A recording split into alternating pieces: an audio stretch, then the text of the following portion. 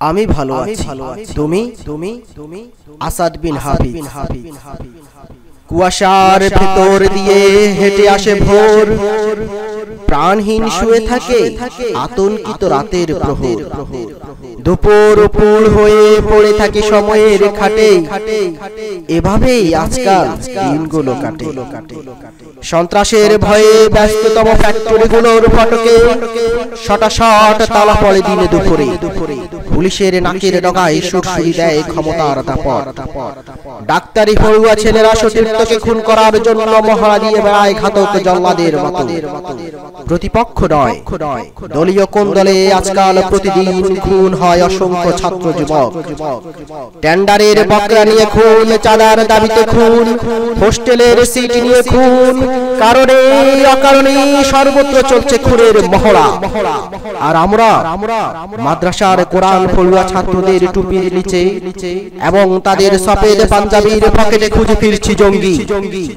যখন আলোকিত মানুষ গড়ার কারখানাগুলো প্রদীপ নিবার মতো একে একে বন্ধ হয়ে যায় সশস্ত্র ক্যাডার বাহিনীর অনাহুত তাণ্ডবে, যখন ভার্সিটির হলগুলো খালি করার নোটিশ দেয় উদ্বিগ্ন প্রশাসন, যখন বিচারকরা বিব্রত বোধ করে ফিরিয়ে দেয় বিচার, তখন তুমি জানতে চেও না আমি কেমন আছি।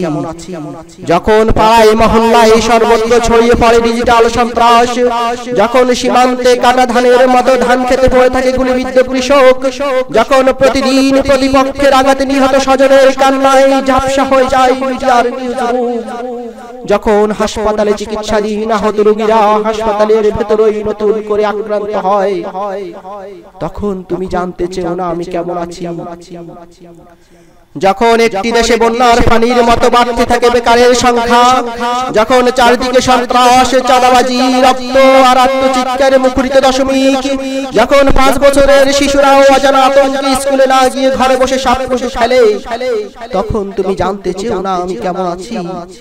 যখন আমার মা ও বোনেরা বোরকা পরার অপরাধে মুসলমান পুলিশের হাতে বন্দী হয়, যখন আমার চোখের সামনে দিয়ে তাদের বেআব্রু করে রিমান্ডে নেওয়া হয়, তখন আমি বলতেই পারি একমাত্র আজরাইল ছাড়া আর কেউ ভালো নেই বাংলার সবুজ প্রান্তরে। কিন্তু সে কথা মুখে উচ্চারণ করার সাহস নেই আমাদের। অতএব তুমি যদি জানতেই চাও আমরা কেমন আছি, তবে রিমান্ডে যাওয়া বন্দীদের মতো আমাকেও হাসি মুখে বারবার বলতে হবে আমি ভালো আছি, ভালো আছি। তুমি ভালো আছো তো?